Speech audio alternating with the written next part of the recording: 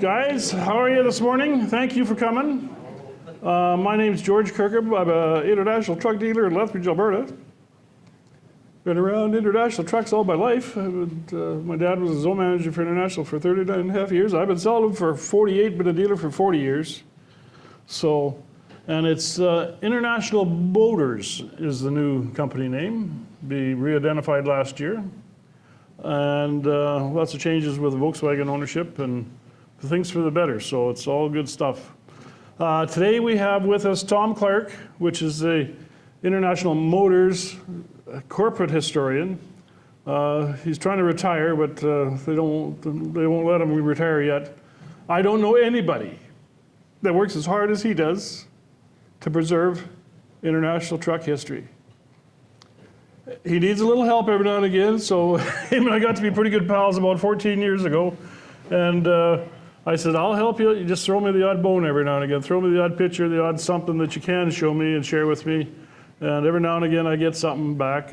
But Shelby and I have worked tirelessly some days to keep him informed with pictures and articles, ads, whatever. There's a whole bunch of stuff that we've done for him. And he does some great presentations. There's, like I say, corporate history. I mean, he knows it upside down, backside, whatever. So we've tried to teach him which end of a truck would hurt him, so which he's done very well, learned that very well over the last 14 years, and it's just been, he's taught us a whole bunch of stuff, so it was always a two-way street. So what else do I need to say about you? Nothing. No? Thank you, George. My name's Tom Clark. Do you want to do this? I think I've got it here. Okay, I spent 40 years as a graphic designer in Chicago, working for ad agencies, design firms. In 2005, I was working for Navistar's agency, and I was asked to design a history book for the company. What, Patty? Louder?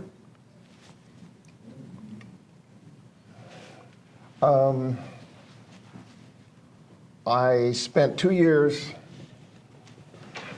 designing this book, Milestones. I got hooked on the history. I didn't write it, I didn't research it, I did the layouts, but I worked with collectors. I worked with our archives here in Madison, and I just was fascinated. After the book was published in 2007, it became my hobby to study this history. At night, my wife was doing genealogy, and I was researching this company. In 2011, we were planning a museum, and I was hired to be the content expert. I really wasn't that much of an expert. I relied on George. I met George, and he's been my biggest helper. I know lots of experts. I'm like a hub. People come to me with questions, and I go out to the guy that knows the most about engines. Or I go out to the guy that knows the most about tractors. George knows more about international trucks than anybody on the planet, as far as I can tell. I'm serious. He Don't oversell me, Tommy. No. It's an awful slippery slope. It's absolutely. Yeah, right. And I can write George an email at 7:30 at night, and at 7:30 in the morning I have a reply with answers, and then more information than I didn't even know I needed. He'll send me 30 photos the next day. He has a photo collection. We have our archives here in Madison, and we have 300,000 photos or something. George must have close to that. George has more photos than they do sometimes, I think. I got more than you do downtown Chicago. There's no doubt about that. But that's about it. So anyway, enough about this. But I've been at the company 14 years. I worked on the rebranding. We have two people coming from Chicago or from Lisle today that aren't here yet.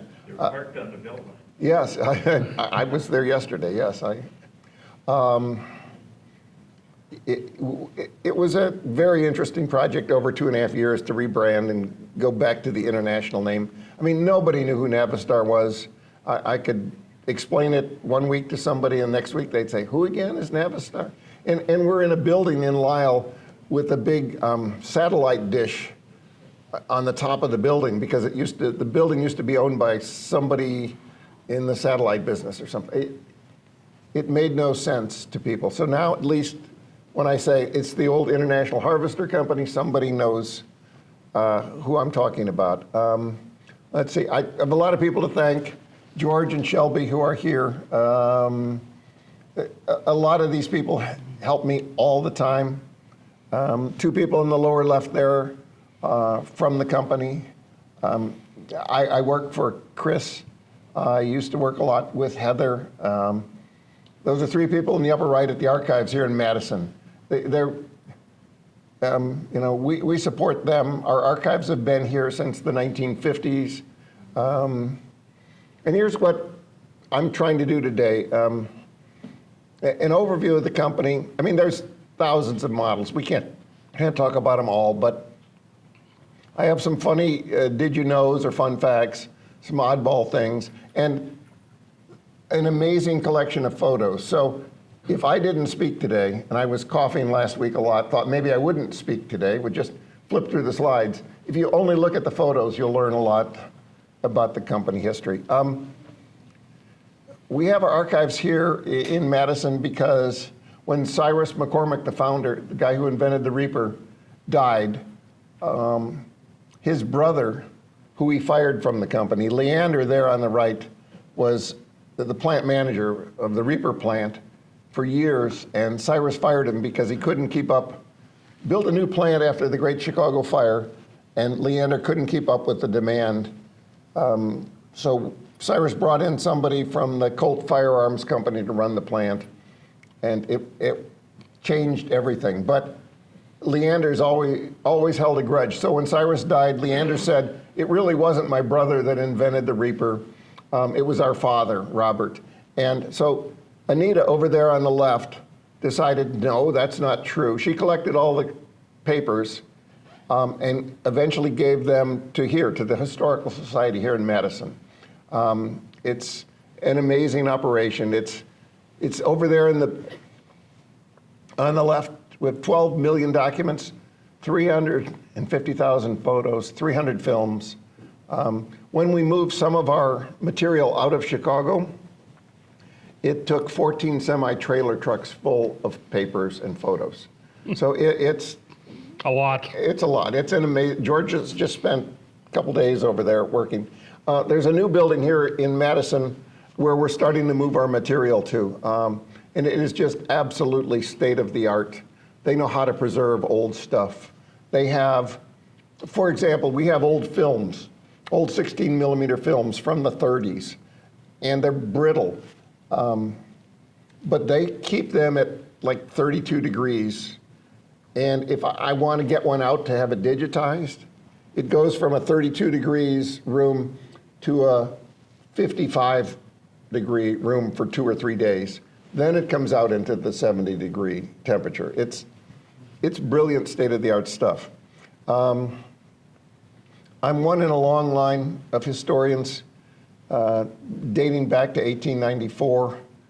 I'm retired, right? Retired last June, and I'm now working 10 hours a week. I don't know. I love this job, but I really do need to retire, and I don't know when that's going to happen. I would like to train somebody, but it hasn't happened yet.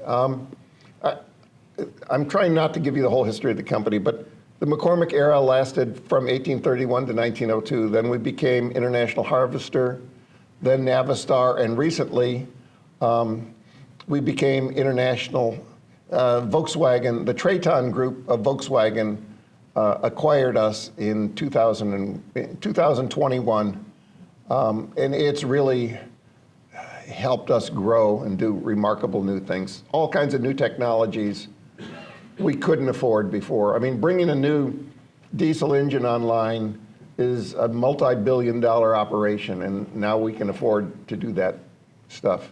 Absolutely selling the best trucks I've sold in ever. In 48 years in the business, we are selling stuff today that is so much more refined that the truck business is a lot of fun again from what it was 15 years ago, say. So here's a little bit, I'm going to get to trucks in a minute. The International Harvester formed in 1902 with a merger of 5 reaper companies. The biggest ones were McCormick and Deering. As soon as they merged that company held an 85% market share in the farm business. So it led to a antitrust lawsuit at some point. Also, by 1920, we were the 5th largest company in the United States. So this was a huge operation at one point. These are the people that put the deal together. John D. Rockefeller, on the left, was a family friend because his daughter married Harold McCormick, Cyrus's second son. So Rockefeller said, I'll help you put this together. You've got to meet my friend J.P. Morgan.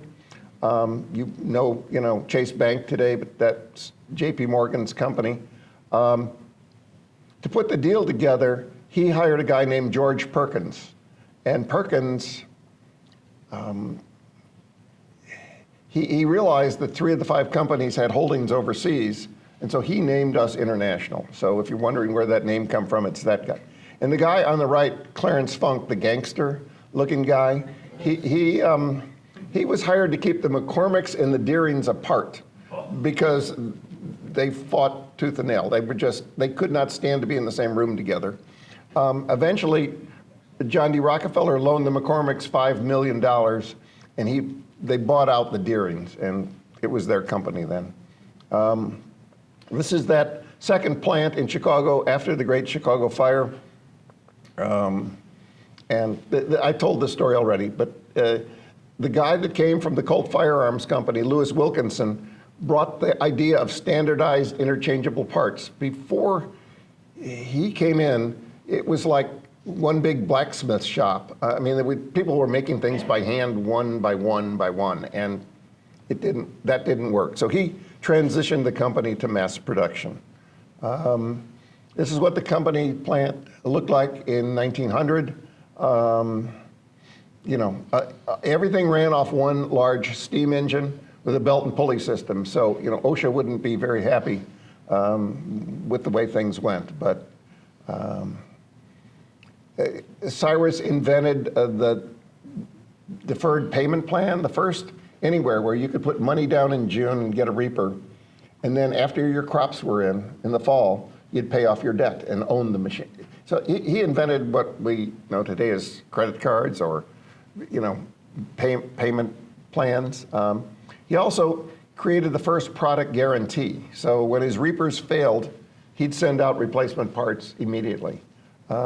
His son made the first commercial film, or had it made in Chicago at S&A Studios. It was a silent film in 1911.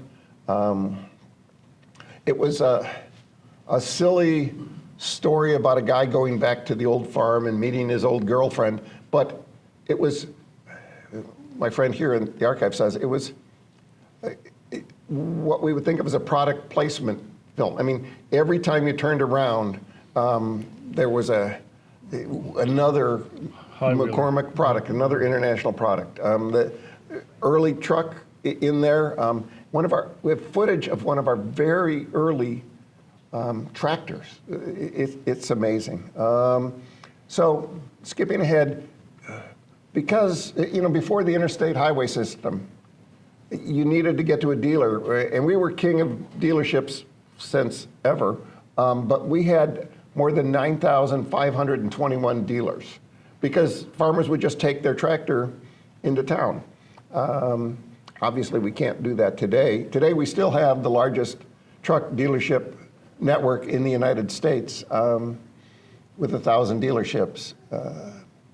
And Cyrus invented the dealership idea. The franchise dealership, he was the first guy to create a franchise dealership network, and it spread across the world. So now we get the trucks finally. In 1904, this engineer, Ed Johnston, created the first gasoline engine for the company. He was just a brilliant guy. After he got started, he went to Cyrus Jr., who was running the company, and said, I want credit for my patents. And Jr. said no. Ed Johnston left, went out to Western Illinois, worked for a small plant making farm implements.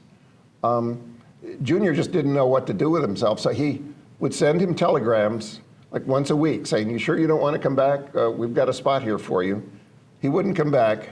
He took the train out to Sterling, Illinois, met with the guy.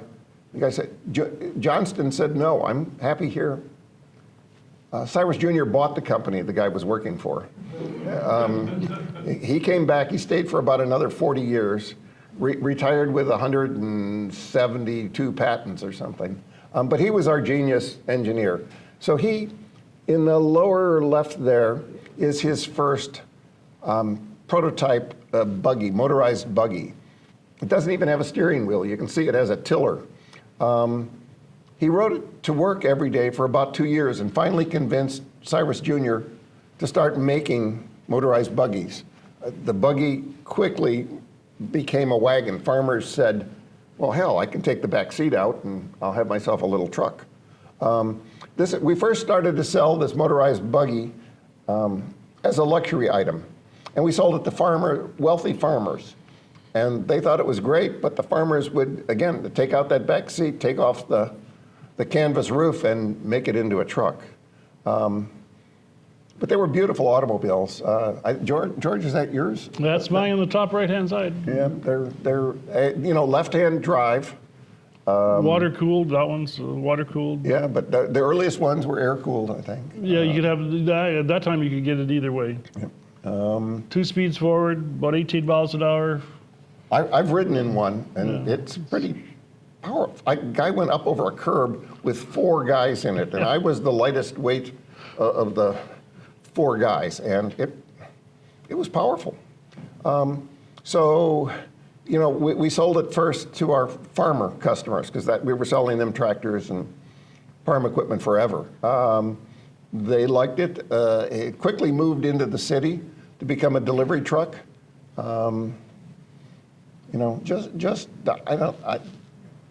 I've seen a number of these. They're beautiful machines. And one of my favorite things, George has others, but my favorite things is all the photos of overloaded trucks. There was no regulations. People just strap on whatever they could.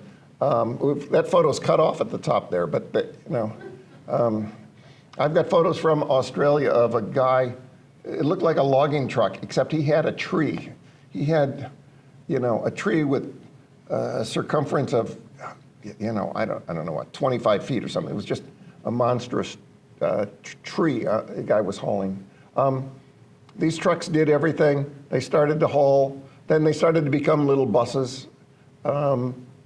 This is an early idea of a tractor trailer. This is somebody who took one of our trucks and took a wagon and hooked it together themselves.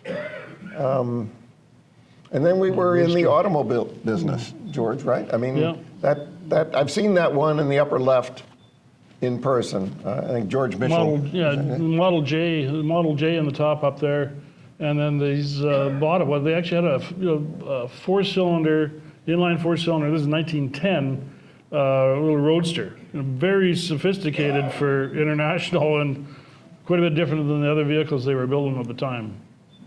Which George Mitchell does have one of those.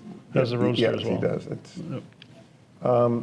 This is the auto wagon or auto buggy below. The engine sat below the driver's seat.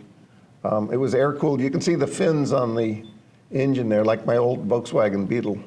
And it was chain driven. The chains powered both rear wheels. Now here's Johnston again. This is a rear shaft PTO he invented for tractors, and tractors today still have a rear shaft PTO. So this is 1918. But today our trucks use a PTO. I was making a presentation a couple of weeks ago, and the people from our European partners, and they asked me what a PTO was, and I explained power takeoff. But they're in our big trucks today too. So we invented that technology. Now these trucks, the next round of trucks, got a little less buggy-like. They still had wooden wheels, solid rubber tires. They were styled after a Renault automobile with that sloped hood. We didn't have designers. We didn't have industrial designers. So our engineers were designing, and sometimes they were borrowing. And we admit in our literature, in our product literature, that this style is based on the Renault automobile. So I don't know how you do that today. Sorry. But the rad's at the back of the cowl instead of in front. Yeah, here. But we also invented the H gear shift pattern. That's an international thing. We, patented that. Yeah, 1915, the H pattern was the H shift pattern, which is commonplace today, was patented by International, 1915. And I have like a Model H that has that first version of a 1, 2, 3 reverse transmission. Yeah, pretty cool. And then here's how that engine sits in there. Because of that sloped hood, it sits backwards. The fan is at the back, at the firewall. At the cowl, yeah. At the cowl, yeah. Okay. And there's just more of those trucks. That thing in the lower right is another homemade fifth wheel before there was, before Fruhoff invented the fifth wheel. Well, he invented it in 1914, and that's 1915. Here's somebody who's made a train or a locomotive out of one of our trucks, which is kind of bizarre. Here's another homemade fifth wheel with a low boy. See, I got great photos. If I don't have great stories, I have great photos. So we noticed with this line of trucks that coach builders were buying our trucks and converting them to buses. We decided we should be in that business, and we got in the business in 1915. And it's one of our most successful businesses we have today. We're the industry leader in school buses. And that school bus, although that's an illustration painted yellow, it wasn't until the 1930s that yellow became the school bus color. Look at the catalog, the first catalog for buses. What do they call us? We're motor trucks with special bodies for bus and transfer service. I mean, they couldn't even spit out the word bus. That's some of our buses up to today. Well, you want to see that? Yeah, I liked it. You liked it? I'll go back here. I mean, it's that S series in 1922, all wooden. You get on, from the rear, and the seats are center facing, not forward facing. Excuse me. Yes. It's got the little rascals in that. I think it is. I think it is.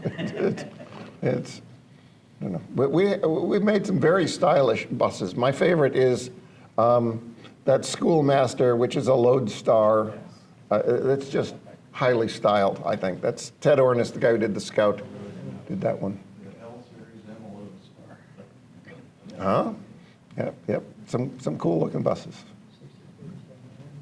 The next series, the 3 Series, just got bigger and more powerful, George? You bet. Yep. Yeah. More axles, heavier wheels, heavier frames. In some cases, more gears. And some cases, pneumatic tires, it looks like, right? Yeah, pneumatic tires came about, I don't know, late teens or 20th vision, somewhere in. But it looks like slow too. Everybody didn't go to them immediately. Yeah, it's not on, that's why you're not getting. Oh, get it. When did they go away from the wooden wheels?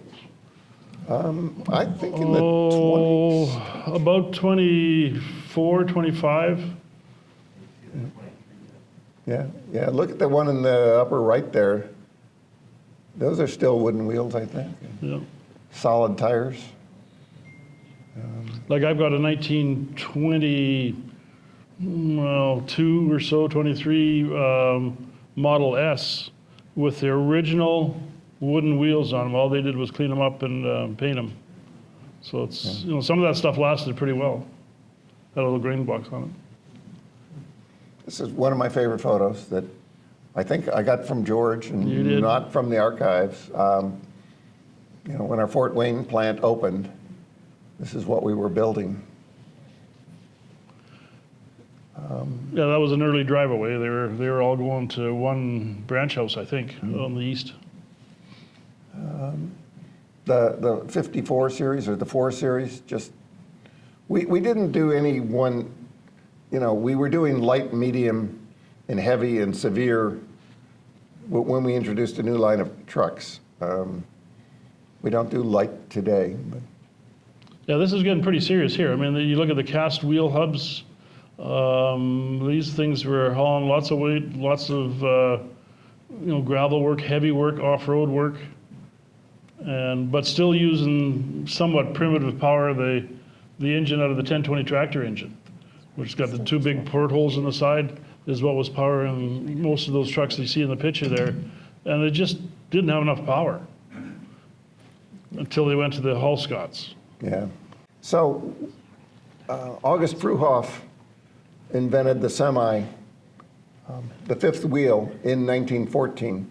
And George and I know Ruthie Fruhoff, his granddaughter. And I tried to create a little graphic there in the upper right to explain why it's a semi-trailer. He took a Model T and a trailer, a 4-wheel trailer, removed the front 2 wheels, and it became a semi-trailer. We did, it was 10 years before we started to build trucks with a 5th wheel. And those are some of the earliest there at the bottom. Model 94 in Argentina. I mean, we really were a global enterprise. I did a presentation a few years ago. I called Truly International, and I just went from country to country to country, showing what we were doing, what we were selling, way back when. And they were all manufactured one spot and shipped there. At a certain point, we started building plants or having plants. After the 1902 merger, we decided that we couldn't pay the tariffs. We were shipping trucks in crates overseas, and then they were getting reassembled. And it turned out the tariffs were too much, so we decided to build or buy plants and truly manufacture, not just assemble overseas. And we had plants, an early plant in Sweden. We had a plant in Russia in 1911. We sold, Russia was our 2nd largest market after the United States. We had, 70 dealers across Russia. And then when World War I started, the Bolsheviks threw us out and we lost our plant. Everybody had to come home. But this W series was an upgrade from the previous series. I love the old photos and/or illustrations here. I've been trying to figure this out for a long time, but we were putting cylinder sleeves in our tractors in 1906, and I couldn't figure out why or how we got the sleeves in our trucks, not until 1924, and I don't know why, but it was an engineer at our Fort Wayne plant that decided we should start, putting sleeves in our trucks, and we were the first to do so. And you guys know more about this than I do, but you can rebuild a truck or a truck engine without pulling it from the truck. So it was a big advantage. As part of that merger in 1902, we got this plant.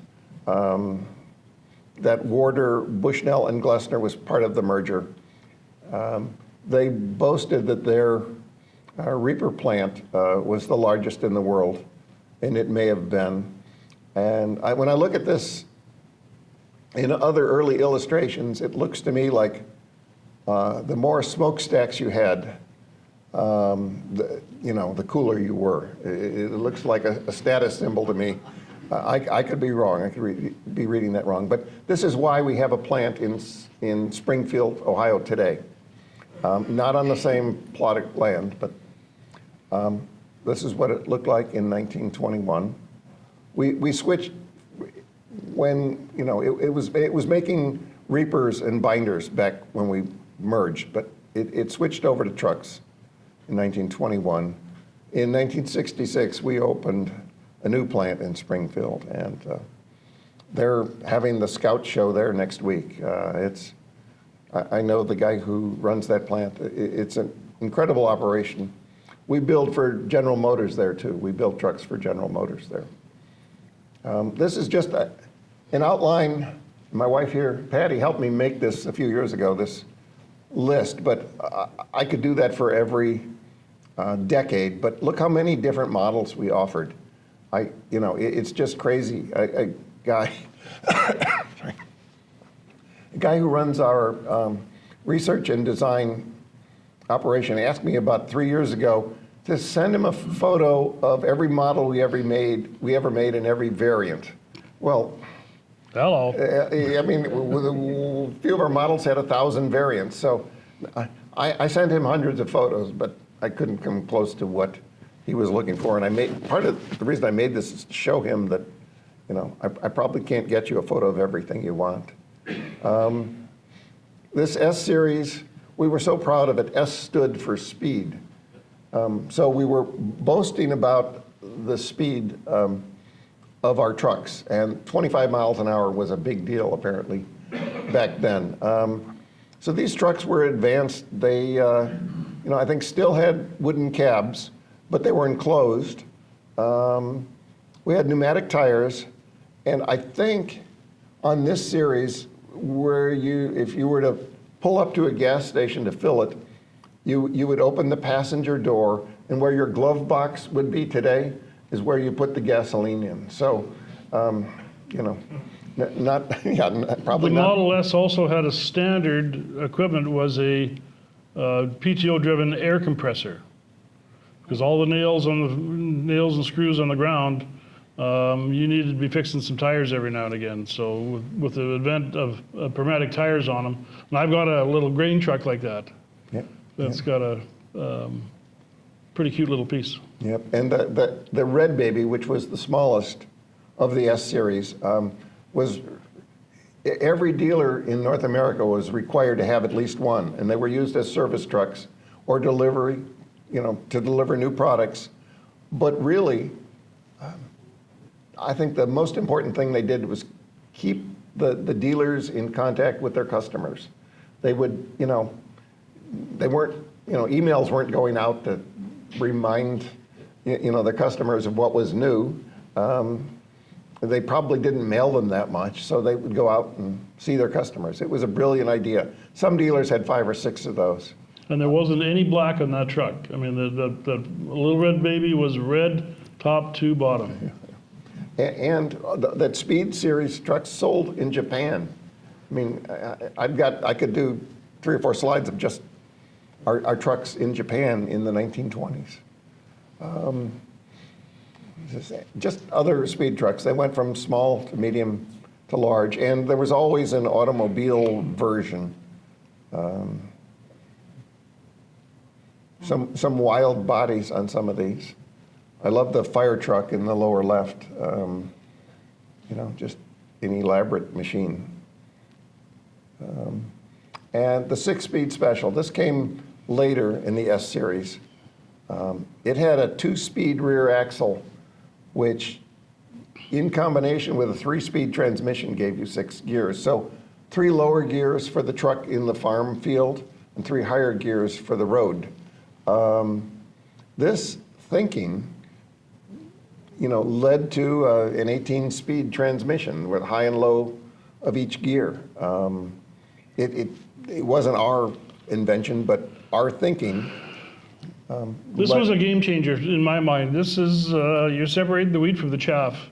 You could get a lot more done, you could start a bigger grade, you could haul a bigger load, and all you did was put an extra couple of gears in the back end in front of the trans, or in front of the rear axle, on the front part of the rear axle.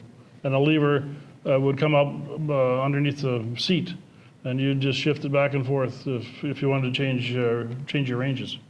It really made a huge difference in the industry, in my mind. So I made a presentation 10 years ago when I worked in our industrial design department. I'd have a day job doing graphic design and then at night doing the history work. And I made a presentation and my boss told me when he saw the presentation that I was overselling the idea that we changed the industry, we changed the country, and we changed the world. And we did. I mean, I didn't argue with him, but I didn't change my story either. We changed the world. I mean, here's the S-Series being built in Chatham, another one of our plants. The Hall-Scott engines. Our trucks needed more power, so we started to buy Hall-Scott engines, and look at the size of some of those trucks. And these things had power. They actually were a real live engine compared to the old 1020 tractor engine that had the two portholes that you'd work in the crankshaft off the side. These Hall-Scotts are, they come in two different sizes, and which I've got one of each in my Boulder Dam truck, plus I've got a 54C, or 54 ATHS. And any of those other trucks, you could stop the truck with the brakes, with a pedal brake. A Hall-Scott, you would not stop it with the pedal brake. I don't know what the hell you'd have to do, but the thing had enough power to. They did some, that was a game changer again. And those were built in California. The Hall-Scotts were built in California.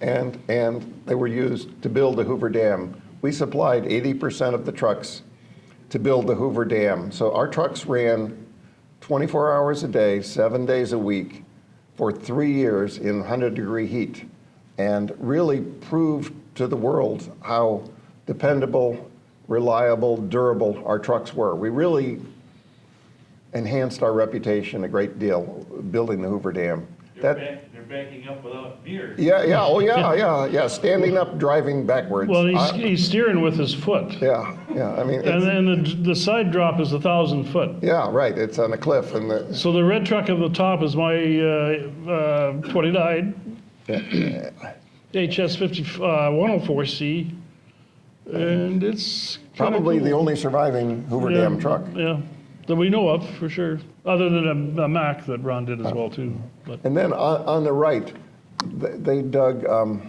tunnels on either side of the river to move the water out of the way to build the dam. And to build those tunnels, this is an international truck here on the right with a 3-story rig on it that would back up into the tunnel.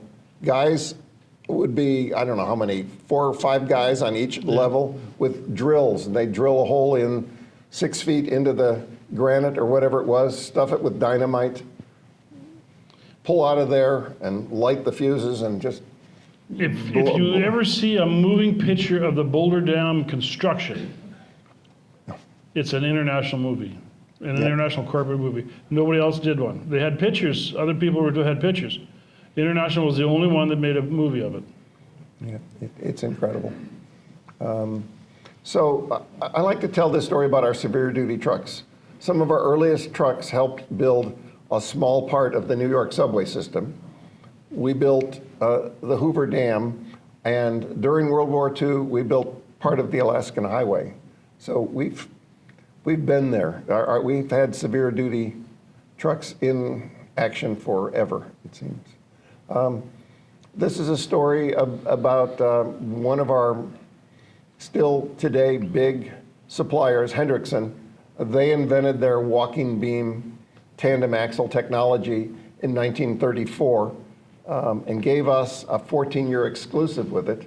At the corporate office, I have to explain maybe tandem axles, but I think you guys understand. It kept, some power wheels on the ground. It was a big deal. And we still work with Hendrickson every day. The A series, I think awfully stylish trucks. George, is that yours? And Yes. the upper right? Yep, my little orange one will come out of Louisville, Kentucky. I like the guy in the photo in the lower left. Either that's a really big truck or that's a really small man. We did that on the CXT. I don't know if you guys know the CXT. I'll show it later. But we were trying to sell a truck to impress everybody of how big it was. So I was working at the ad agency at the time, and we get a book of male models that we're going to hire. We're going to hire one that we flipped through it. We picked the smallest male model we could find and put him with this truck, and the truck looked nearly twice as big as it was. We had a long running series of diamond engines: green diamond, black diamond, silver diamond, blue diamond, Red diamond. red diamond, and it all came out of this deal. Willys, during the Great Depression, Willys was building this Model 99 automobile, and they could not sell it. Nobody was buying automobiles.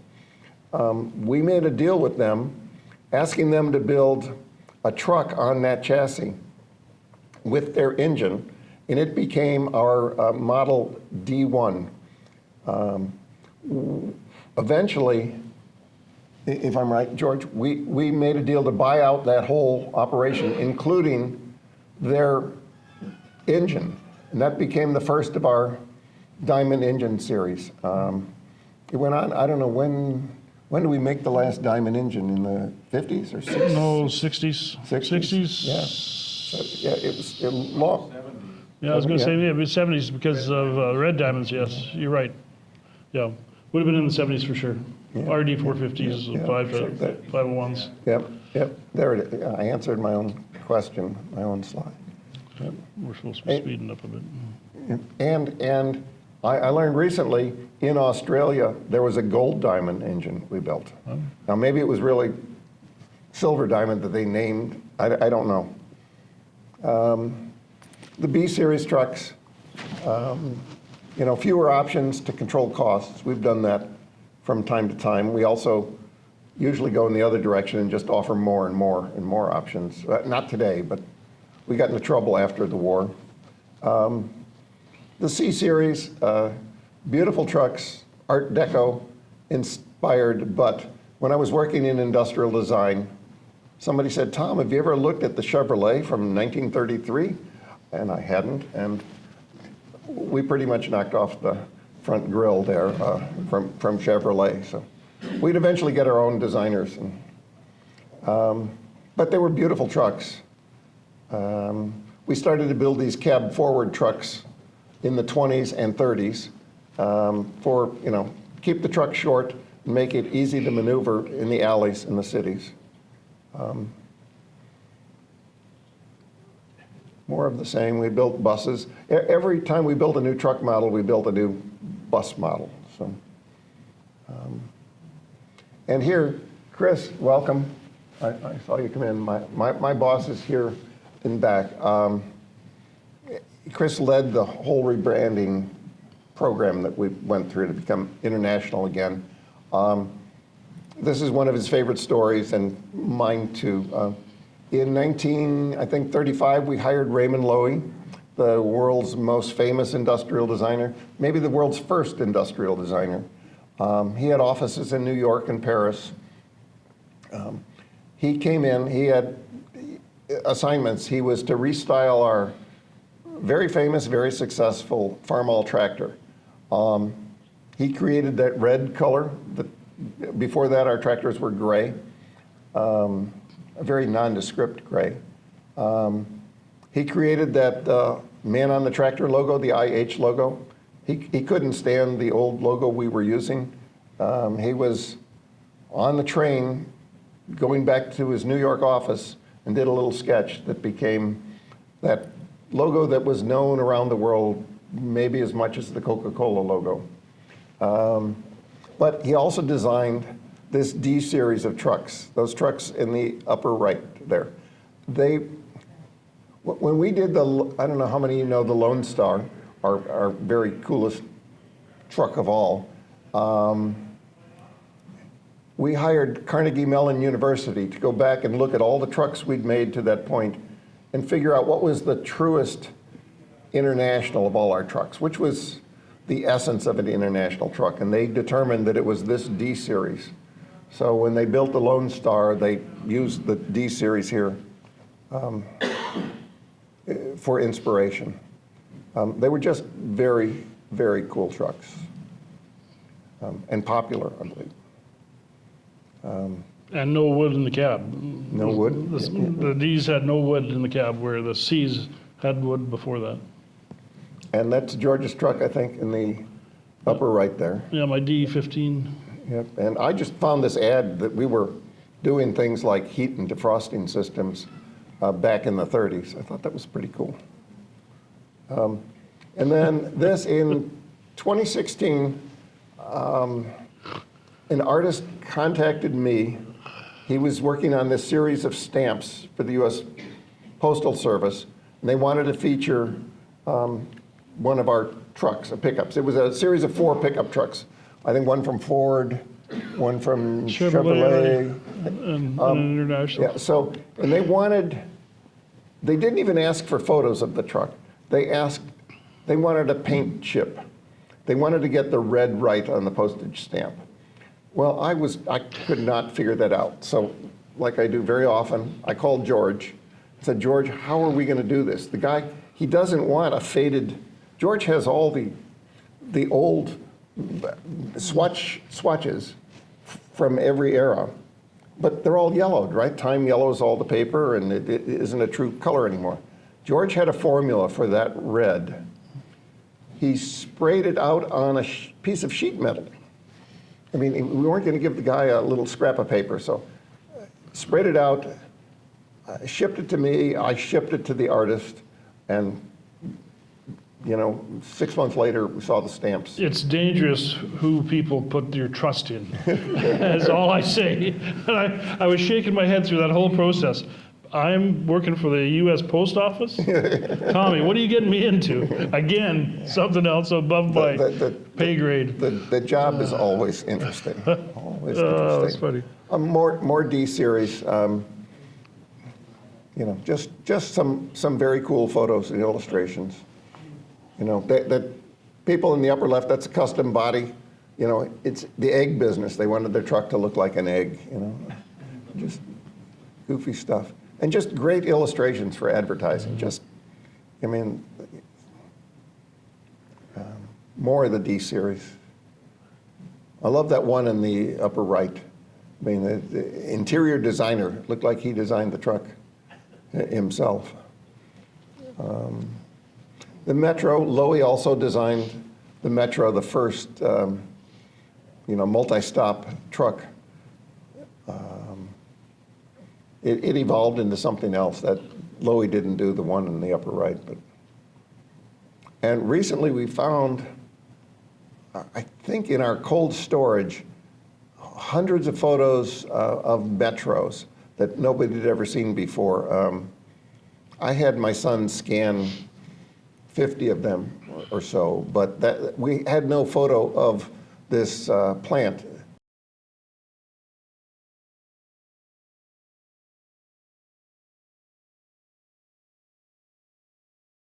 Last night, George reviewed everything. These are Raymond Loewy's ideas of what would follow the D series, the K series. That's clay on top of a real truck, I think. Yeah, so these are 1939 Yep. test mules. And for the K series, I had been explaining that it was his revision of the D series. Well, it's actually ideas for the next line of trucks. They were rejected. So even the world's most famous designer gets rejected. His ideas get rejected sometimes. We got into diesel engines in 1933. We'd been working on the idea since 1916. I think in the late 20s, we sent engineers to Germany to figure out what a diesel engine was. They came back and built a pretty interesting one. Also, in 38, our dealers on the West Coast were getting requests for more power. They were hauling these doubles and triples over the mountains, and we couldn't supply an engine that would do that. So our dealers got together, extended the hood of this truck, and put a Cummins engine in it. It was a huge hit. It did exactly what the drivers or the trucking companies were looking for. So it became an option at our Fort Wayne plant. You could now have a truck. And Cummins has been searching for that truck ever since. Yes. They were on a mad hunt for it, and they were looking who for knows it. where it's at. Yep. They were celebrating an anniversary, I don't know, 5 years ago, 10 years ago. Yeah, 5. I was working with them on it, and I think I got laid off for one of the 3 or 4 times since in 14 years. Right before that, so I started to work with them, and then I was told, you don't have a job anymore, and I said, sorry guys. And then I think 2 weeks later, I got another. They were all historian jobs. I've worked for every department in the company. I most recently was working for the IT department, because nobody knows what to do, with a historian. I'm now where I belong in corporate communications. But For a long time, the company didn't give a damn about its history, and it was a shame to see what was going on. So that's what I said. I'd help. Right before the war, we introduced the K series. I think these are very cool looking trucks. Many of them we, turned into military trucks for the war. We, painted them differently. We also built real military designed trucks, but they're just very cool. For the war, like everybody else, we switched almost all of our manufacturing to war machines. We built trucks, tanks, very few of them, lots of half-tracks, crawler tractors. We built torpedoes in Chicago. An amazing 5,000 parts per torpedo. Our torpedoes sank 1/4 of the Japanese fleet. Just machines we made in Chicago. Our trucks, I think this might be our only battlefield truck photo we have, but this is at the Battle of Iwo Jima. Trucks for the Seabees, trucks for the Coast Guard. Both of these here are, commercial trucks, fitted for the military. But, just incredibly strong, durable trucks. We build even highway tractors, for the Red Ball Express. Which the company still has one of those. Yeah, we the do. Trailer, We sign do, in trailer. fact. We have, if you've ever been to the Harvester Homecoming in Fort Wayne, we have a collection of, we own 30 or 40 old trucks. We should do better, but that's what we have right now. We built half-tracks at our Springfield plant, more than 13,000 of them. This is a photo of Charles de Gaulle after the Allies retook Paris. He's inspecting the troops, and he's walking by. Those are international, everybody. A few other companies made half-tracks, but that front fender distinguishes ours from the others. Those are our half-tracks. I think it was part of the Lend-Lease Act. I think those were lent to the French, I think. And during the war, obviously, like everybody else, it was the women that were building all the trucks, all the materials for the war. We added, 18,000 employees to our payroll during the war. Opened a number of new plants, expanded others. And this is one of my favorite stories. George helped me figure this out. So as part of the Lend-Lease Act, we sent that truck in the upper left to Russia, who was on our side during the war. They got trucks from every American truck maker. They loved our KR-11. It was just the coolest truck they'd ever seen. We'd built 33,000 of them. They took our tooling after the war, copied it, and they built that truck in the upper right. They built 750,000 copies of that truck. They liked it so much, they put it on a postage stamp. Later, the Chinese came to the Russians and said, we don't have any industry. Could you help us build something? They said, we'll help you build a truck plant. We've got the tooling for an American truck. So they built the plant in China. They copy our KR11. They liked it so much, they built 1.3 million copies of that truck. And later, and what was it, 1970? Yeah, it was a long time. Model run. Right. In the lower left, they liked it so much, they put it on a postage stamp as well. They also put it on their dollar bill, on their fen, on their paper currency. And they built a monument to it at First Auto Works in China. And it's the first motorized vehicle ever built in China. So they were copying International. The W series, I love logging truck photos. And Shelby, I think you're right that the truck on the right is for a matchstick company. Right?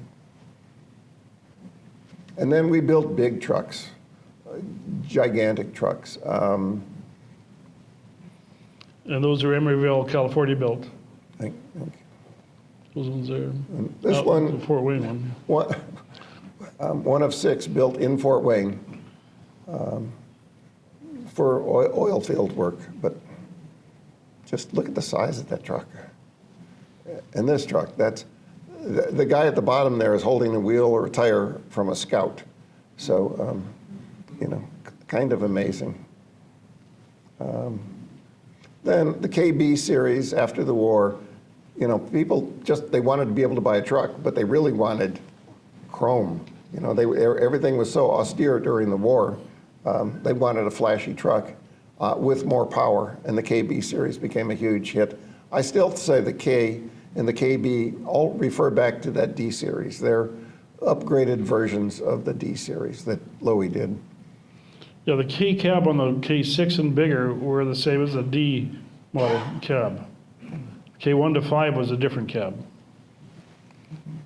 But again, a light, medium, heavy-duty trucks. And just great advertising photography. And finally, in 1948, truck sales surpassed our tractor sales. But the tractor business made every single nut and bolt. They made every single part of a tractor, where we were buying parts like we do today from suppliers. So even though our sales surpassed tractors, the profits were still, the tractors made a lot more money than we did. The L series, just stylish trucks, I think. The L series, the larger trucks and the smaller trucks had a really different look. And the Comfo Vision cab, we were so proud of this product. We sold this cab, and you can see George pointed out some to me on the lot out here yesterday in other brands of trucks. 20 different truck makers bought this cab from us. And we're not sure who designed it, George? Yeah, I'm still a mystery. There's been the Chicago Cab Company. There's been, did we do it? I'm not absolutely sure, positive, who actually did the design of the thing. But it was widely used in the 50s and 60s by International and other manufacturers. We used it up till 73 or 74. Oh, and this probably isn't of interest to you, but, Cyrus, was the guy that invented financing, and we got serious about it in 1949, and still today, help dealers buy trucks, help customers buy trucks. After the war, we started building four-wheel drive trucks because we were doing that during the war, so it became a commercial product.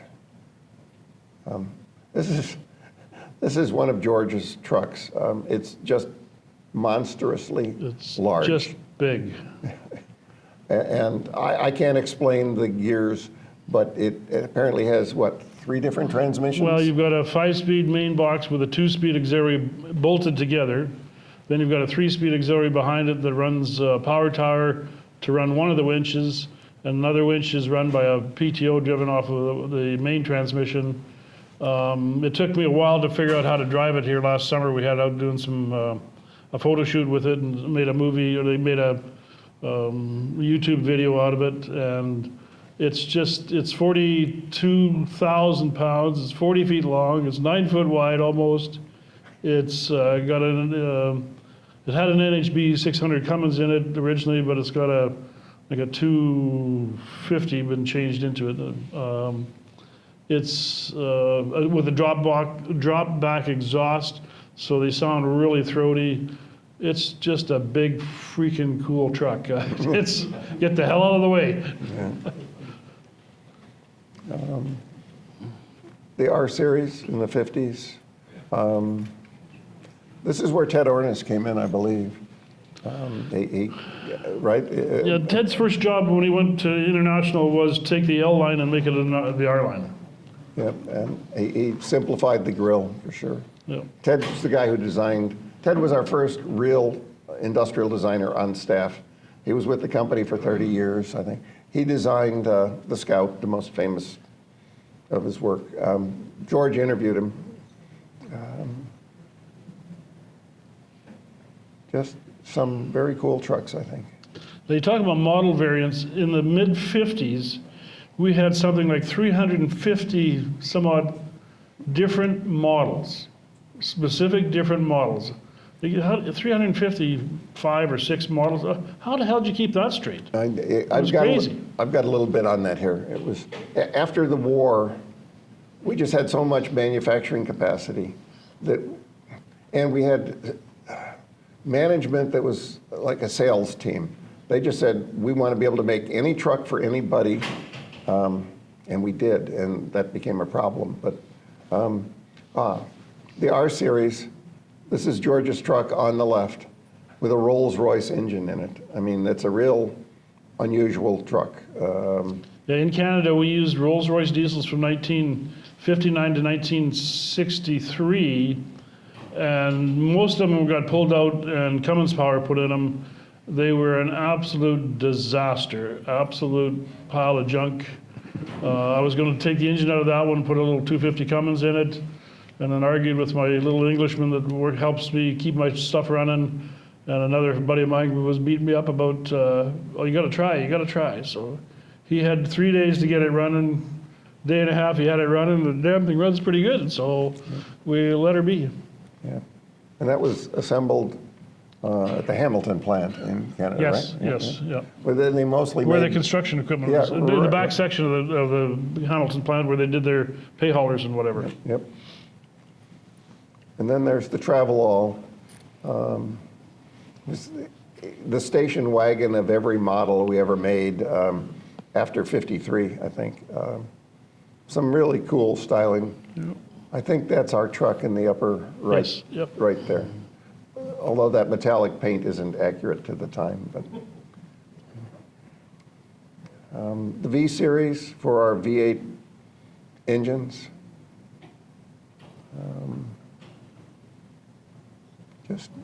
And we were going to, Yeah, we're going to change that photo. that's another photo of George's truck there in the upper right. Yeah, the tow truck there. Oops, sorry. That's all right, yep. Yeah. 549 power. A series. I love these old illustrations. They're the A series, A for anniversary. Yeah, that's my little AE100 there. Ted Ornish, he wanted to do something special for 50 years of building trucks. And one of the stories he told me was the paint manufacturer that International used didn't do metallic paint, but he was also on the board of directors. And he says, no, I wanted metallic paint. I says, well, how the hell did you survive that one? And he got his metallic paint, and the guy was still on the board of directors, and I'm not sure if they changed companies somewhere along the way or whatever, but it all worked out, and that was a real stylish truck. You'd take a regular standard box and put some tin fenders on the outside of it and cover the tailgate and just change the whole appearance of the thing. Very cool truck. Pretty cool, yep. And, you know, we were always listening to our customers. When we made the Farmall tractor, we listened to our customers, and we built exactly what it was they were looking for. Well, here, we built the world's first crew cab. You know, we took a truck, we added a door. So it started out as a 3-door truck and became a 4-door truck. And, I mean, how many crew cabs are out in the lot here today? I mean, that was all our thinking. Yeah, 1957, the first 3-door, 1961, the first 4-door, and traveled all the same way. It was until 1973 that Chevrolet came out with a 4-door Suburban. Like, who was leading the pack here? Yeah, right. It's cool styling, I think. B-Series, that's Shelby's truck there. Yeah, the little blue and white one. But she was how old? 15. Shelby built that truck. She learned some stuff, and I learned some stuff. It was an educational experience for both of us. Pretty cool. And even after the war, we still built trucks for the military all the time. Not giant contracts like we once had. The CO series, cab over series. Beautiful illustrations. Photos. And here, I show this. You folks here are probably close to my age, some a little younger, some a little older. But that photo on the left, you probably shrug your shoulders. Yeah, those are guys designing trucks. Well, you know, most of the people I work with, you know, they've all used computers since, you know, they were in high school or junior high. So it was an amazing operation to have to do drawings like that to create trucks. And we still today build clay models.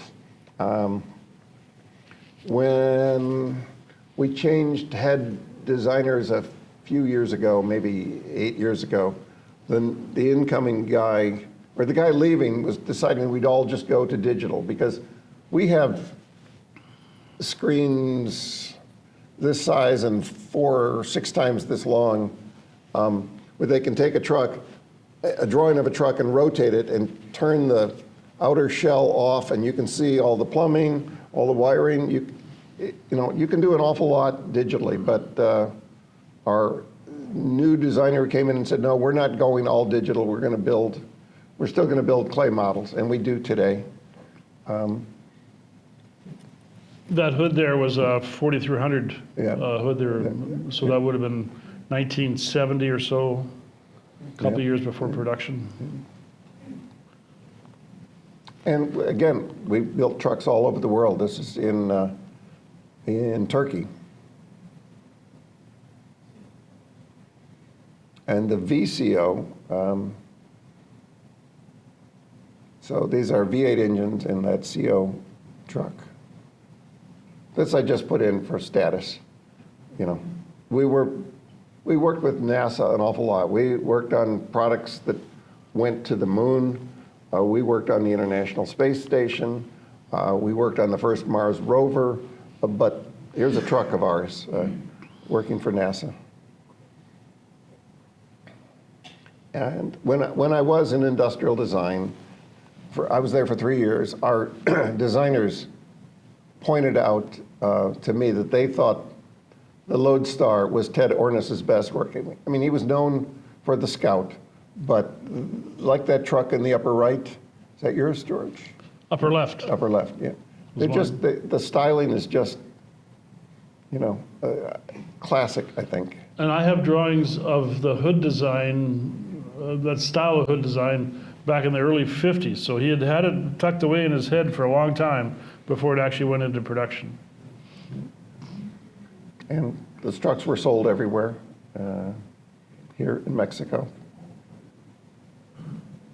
And the Fleet Star, I mean, the styling is not that different than the Lodestar, but cool. The Cargo Star, right, a Lodestar before. Here we're building, a truck for a rocket launcher. We almost got into the van business. We had a working prototype, but decided not to go into production. They played with the van business from about 1959 to 73, 74, and never ever did produce a van. And it was one of those things that I asked Ted, what the hell were you doing? Like, why did you spend this much time and money, almost 15 years playing around with a van, and you never built one? And, there was a story, but anyways. And this is one of my favorite trucks. Very short-lived, and George can explain it best, I'm sure, but difficult to drive. Yeah, well, it was four-wheel drive basically, and once the front end locked up, there was no clutch system to it. It would hook in and right now, and that truck, if it was in one side of the ditch, it would go to the other side of the ditch pretty fast. It was, when the back wheel started to slip on an icy road, the front end wheel would click in. And it sounds scary to me. It was a little dramatic. The Paystar, one of our best-selling trucks of all time. I met a couple summers ago a guy who sold more of them than anybody. A 12-inch frame rail just made it, stronger than anybody else's. We sold them, the guy I worked with sold them to people working in the oil fields. They were very popular. And then we offered an aluminum cab. So in an oil field, where they're afraid about fires all the time, an aluminum cab wouldn't conduct a spark or electricity like a steel cab would. So they were big sellers. And we were always experimenting, always looking for something new. This truck had a lot of new ideas. I mean, it was a radical idea then, but the side mirrors aren't symmetrical. They found it worked better for the driver to sit like that. And that truck is in the Natmas Museum in Auburn, Indiana today. Yeah. And then this, in Canada, we bought this company, right, George? Yeah, Pacific Truck and Foundry and Trailer in fall of 1971 through to 1981. And then it was sold to Inchcape and Crane Carrier and a few, and it's now back in, they bought a company that does suspension work in Vancouver, bought all the intelligence and whatever back, and they were a great help when they did my orange and white one up front there, on the top left side. But these other ones here were into, I'm not sure it was China, Philippines, I think, and they were moving power generators. South Africa. South Africa, okay. Yeah, but look at the size of those trucks. I mean, you climb up almost 2, maybe 3 stories to get into the cab. 6-wheel drives and just a whole bunch of stuff moving on there. And the TransStars, just classic cab over trucks. Sold those for a long time. There are a number of them out on the lot here if you get a chance. The Emeryville on the left is ours. I was explaining in my first presentation as a historian to management before a big truck show. I was explaining how we were the leader in cab over truck sales in the 60s and pointed to this model, the Emeryville model, and they said, go get one, Tom. Go. Well, I was new to the whole business. A lot of people, especially back then, didn't do email. I wrote a letter and printed like 30 copies, stuffed envelopes. I think I got an ATHS list, mailed them to a bunch of collectors, and then the phone started to ring. And then we sent a guy who knew something about trucks out to Ohio, and he bought the truck and came back, and we put 30 grand into it or something. But it's a beautiful truck. It's my truck, I say. So the Emeryville, California plant is still an existing operating building for Pixar Studios. Yep. Yep.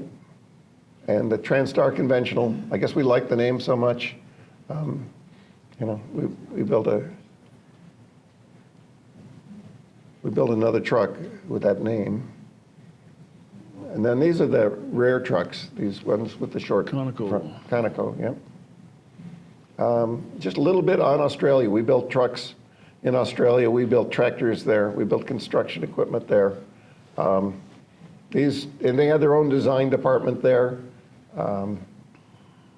So these trucks are unique to Australia. We built first for the military, that truck there in the upper right, an ACO truck. And then it became a commercial truck, a huge success, and really unique styling. I mean,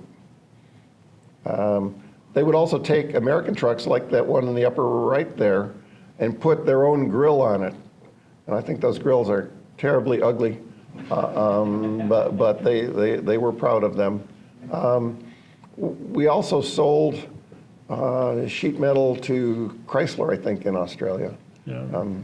And Chrysler did some casting of engine blocks and whatever for us in Australia as well, too. And just dealership in Australia, quite a few of them. We made so much product in Australia, they exported to 80 countries from Australia. So it was a huge operation for us. We built these big off-road trucks. Where are these ones built in Emeryville? No. Well, the pay hauler, the top right was, they built some of those in Hamilton. Oh, yeah, right. In the egg plant. And I think the others were built in Melrose Park, were they not? Okay, that would make sense. I'm not positive. Just, you know, I'm sure all you guys know this, but, you know, in the 60s and 70s, the pickup truck went from being a work truck to a family car and became very popular. And we built all kinds of different pickup trucks. In the Navistar era, or now, we don't make a light truck anymore. There's Ted Ornis, the guy we've been talking about in the upper right, and some of the Scout stuff he did. I got to interview him for 3 hours one day. It was amazing 3 hours of my life, I'll tell you. It was, the guy had memory like an elephant, could remember dates, remember people's names. I had a bunch of photos of prototypes. I says, why didn't you do this one? And why did you do this? And what, you know, the sightliner. Why did you put the windows in the front? Well, I needed some new fins to sell. Well, what was the purpose of them? I needed fins to sell. There was no purpose. Yeah, we've got photos of that coming up here. But just his drawing, his first, when he was really stumped for a long time, that's a drawing he made famous now, the kitchen table sketch, and then the patent drawings. And we almost built that truck on the left, the next version of the Scout. It was built with a material like Kevlar. It wasn't steel. That guy in the right-hand photo on the far left, Windecker, it was his formulation. He'd worked for Dow Chemical. Turned out to be too expensive, and the company was going through all kinds of troubles at the time. So we never built that version of the Scout. I did an engine story. I'm going to talk about it tomorrow. But people explained to me, probably George, you know, we were looking for a 4-cylinder engine for the first Scout and just couldn't find the right engine. So somebody took one of our V8 engines and turned it into a 4-cylinder engine. And apparently it worked. This is the new Scout. You know, when Volkswagen acquired us, I think they were really interested in the fact that we'd kept ownership of that name, the Scout. And so now Volkswagen, not under the Volkswagen name, just the Scout name, is going to build new trucks, electric trucks. And in South Carolina, they're building a $2 billion plant there. The first trucks will be out in 2027. That's Scott Keogh on the lower left. He was the CEO of Volkswagen America, and now he's CEO of Scout. I met him a couple years ago. He is the most determined guy I think I've ever met. He will make this happen.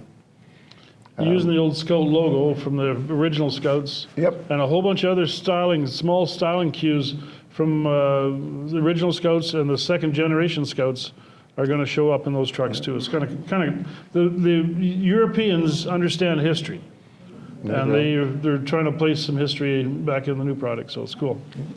And king of the cab over trucks, I say. We were it. Here's the sightliner we were talking about, the Ted Ornish design, with the windshields down near your knees. George explained to me yesterday, fins. I didn't understand what he was talking about, but fins were selling cars at the time, and you had a newer fin, a bigger fin. Remember the Buicks had some of those crazy big fins? Well, Cadillacs. Cadillac, yeah. So, but Ted said he needed fins. He needed some gimmick, I guess. So windshields down near your knees. Well, all the drivers with the oncoming headlights, they just put cardboard in there to block those. It wasn't very Dangerous as hell. functional. And you know, the cab overs, right? The smaller the cab, the longer the trailer. We had a 4-foot front to back truck, and we own one of those.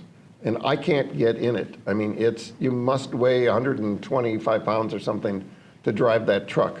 And the steering wheel is, you know, about this big, but I don't know, a noteworthy truck.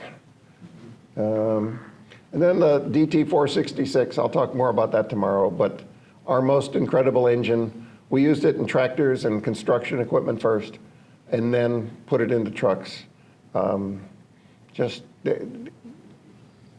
Nobody says anything bad, it seems, about the DT466. Customers would go into an international dealership and they'd say, show me that DT466 truck. So they didn't say, I want to see a Lodestar or a Cargo Star. They were just calling out the truck by the engine. It was famous, known as the legend. But, just a short note here, by 1970, we'd built about 5 million tractors and about 5 million trucks. And this I find really interesting. In our 1977 annual report was this illustration on the left, the guys in the pink nylon jumpsuits designing our newest engines. But in those bays, back where you see that rocket-like truck pulling out, the heading above it is electric. So in 1977, we were envisioning a future with electric engines. And this is where we got in trouble. We had too many options. You know, it was crazy. That ad on the left, here's 5 of 1,000 different trucks we can sell you. Some of the models had 27 different engines available. Here's when we finally figured it out. This is a company illustration. 863 models by wheelbase, you know. It took us forever to simplify. Today, I think you get 2 choices of engines, maybe. We experimented like everybody else did with gas turbine engines, and it didn't work. The fuel just was too expensive. I don't know how many of you know the binder name for any international truck, but it came from a corn binder. And we fought that name for so long, is like slang, and then finally we gave in and put it on one of our trucks. But S-Series was very big seller. Fred Krisman in his book says he thinks when we were going through so much financial trouble, it was this S-Series that kept us afloat. It just, no matter how bad things were with the company, this S-Series just sold and sold and sold. I mean, it was a great truck. I loved them. Yeah. This guy, an outsider, came in, designed this premium conventional for us. He designed a Mustang, or 2 Corvettes and a Mustang. He was a brilliant designer. Here's where things got bad. We were the leader in We were leader in sales and the lowest in profit margin. We finally had to downsize from 125,000 employees down to 15,000. George thinks maybe even lower. We sold off all kinds of plants around the world.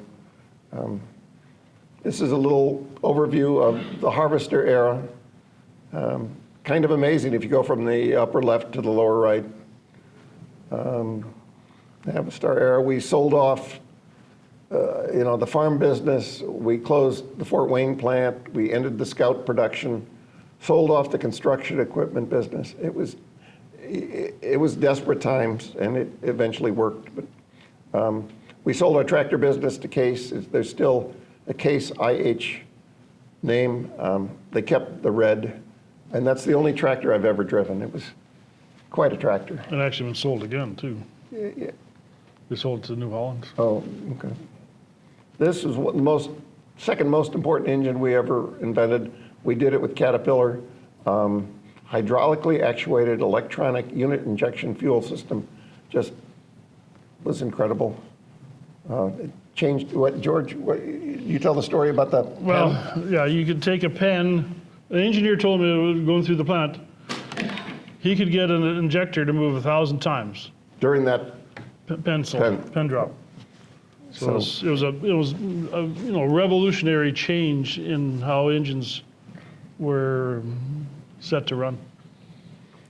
We sold a lot of engines to Ford over the years. Here, I think I got a better statement here. This is from our former company president. We built 185,000 engines for Ford every year for 27 years. So we built them 5 million engines. They evolved over time, but this again kept us afloat in desperate times. These were our first work in aerodynamics, these models. The guy we hired from the aerospace world came in to help us with this. We experimented with fender skirts. People took our styling and put it on this dragster. I've heard this thing with a Detroit diesel light up at Harvester Homecoming. It shakes the earth. I mean, black smoke goes. I'm not a fan of black smoke, like many of you probably are, but it's an amazing machine. I think I've got the wrong wild thing here, but we worked on trucks with Cummins that raced. This one, I think, raced up Pikes Peak. Yep. We bought a bus builder business and began to build complete buses. We'd forever built the chassis like there on the right, and then somebody else, a bodybuilder, would build the rest of the bus. And we've been building now buses in this plant that's a mile long. We're the first to build a complete conventional bus in one building. Before that, that building built bombers. It's an amazing plant. This is our Melrose Park plant. It was built like the one in Tulsa by the government during World War II.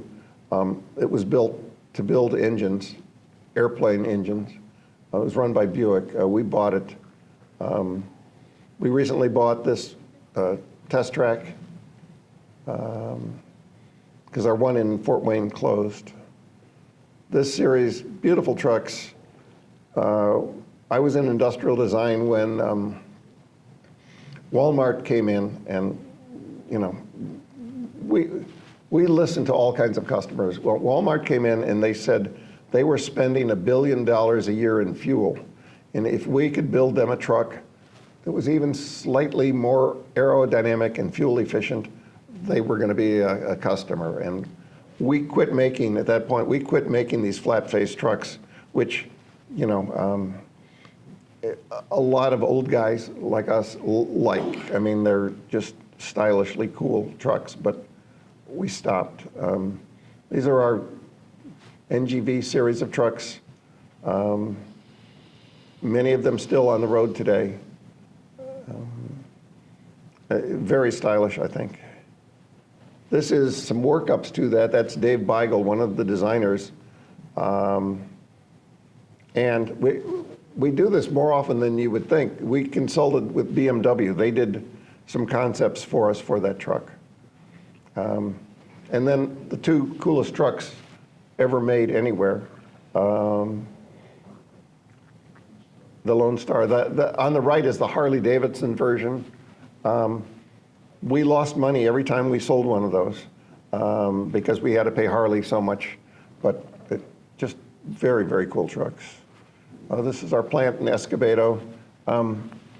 Very, very productive. Often wins the best record reports with our engine plants or truck plants. We were in this defense business. We built all kinds of trucks. We armored some of our regular commercial trucks. We built a dozen trucks. This is the big one, the MRAP. It has a hull design that we could never photograph, though that protects against improvised explosives. And it's said to have saved 10,000 lives to date. It's a big deal. We sold this business recently, or most of it. Yeah, I think we own 16% still. Yeah, something like that, or 18, yep. Something.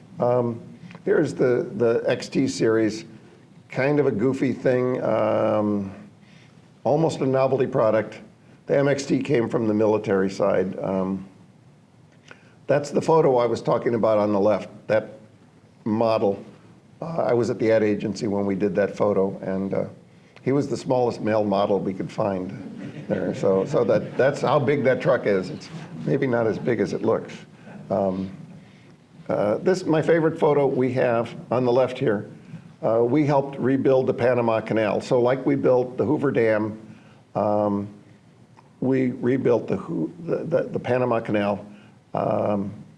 Just great photo. I bought that photo from an Italian fashion designer. And why an Italian fashion designer was down in the Panama Canal, I don't know, but it was easy. I don't know if we paid $800 or $1,100. And $1,100. $1,100. These are trucks. I should move on here. Huh? Yeah, I'm way over. Yeah, okay. We're gonna get fired. All right, okay, sorry. We worked with Ford for years, building trucks. We built trucks for them. We built both these trucks, our truck and the Chevy Silverado in Springfield. We build these trucks in Springfield. We've experimented with fuel, compressed natural gas, propane. Electric. And now we're doing electric on the bottom there. I'll be real fast here. This is some of our darkest moments when we made a number of bad decisions. I won't go into it, but it was ugly. We worked with CAT. I was in the office. They had a designer there in industrial design, built those beautiful trucks. We had an agreement separately with CAT to build trucks for Australia, and there were so many assumptions made on either side, it really didn't work. The cab over truck we designed and was ready to go into production, but it was tooled and ready to go, but it never went. When we were designing that, we worked with the Porsche design group. We brought in this CEO here, Troy Clark, really turned the company around and get us away from all those mistakes. We experiment all the time with trucks, especially working with the government who funds some of this experimentation. Super Truck 1 and Super Truck 2. We did design work for the Postal Service. These are trucks we build in Australia or in New Zealand today. New Zealand. Those are trucks from the Navistar era. This is how we fit into things here at Traton. We're part of this group. This is a new plant we built in San Antonio. Here's the inside. It builds both diesel and electric trucks. Here's that engine plant in Alabama. Here's the most amazing engine transmission thing we've ever done. Lots of help from our partners in Europe. 5% better fuel efficiency than This thing's a game changer. just an incredible. Those are our trucks. This is where I usually say, I know a dealer who's been selling trucks for 48 years and says these are the best trucks ever built, and I'm talking about George. He tells me that. And thank you. Well, that's an hour and 40 minutes.